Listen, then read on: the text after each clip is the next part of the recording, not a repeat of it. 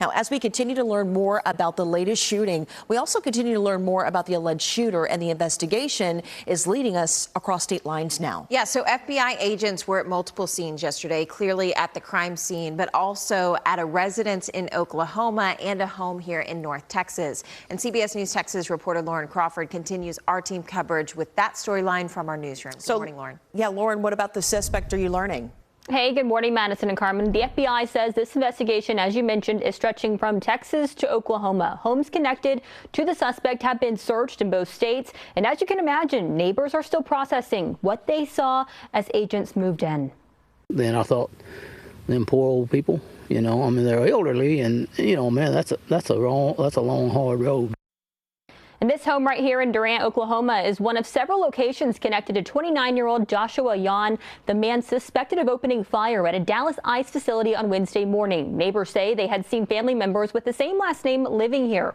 Jahn grew up in Texas and has two siblings. His parents live at this home in Fairview. Now, in 2016, Jahn pleaded guilty to delivery of marijuana between the amounts of 1/4 ounce and 5 pounds. According to Collin County court records, he was ordered to pay a $500 fine and was placed on probation for 5 years. Now, authorities say they are working to clarify his motive, and on your screen you can see Jahn left behind anti-ICE messages at the scene on unused bullets.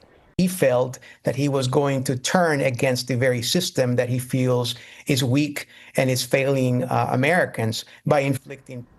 And this morning, we are still working to learn about the victims. We know very little right now. One person died, but 2 others survived. We are told the survivors of the attack are being treated at Parkland Hospital. Now, federal authorities say that they were ICE detainees. The Mexican consulate confirms that one of the victims is from Mexico. And acting ICE Director Todd Lyons says he believes the victims were picked up in an immigration enforcement operation the same morning that they were shot. Back to you.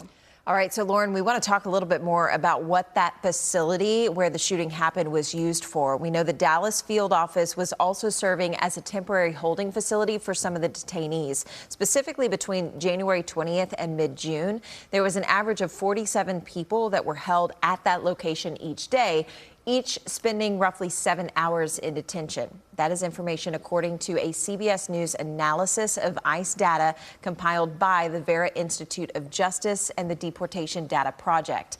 Now, as the investigation continues, the Dallas ICE field office will not have migrant check-ins until Monday. That's according to the Dallas Morning News. Now, individuals who had been previously scheduled to show up to that Dallas office either today, Friday, or Saturday as part of a previously scheduled check-in will now have to report next week.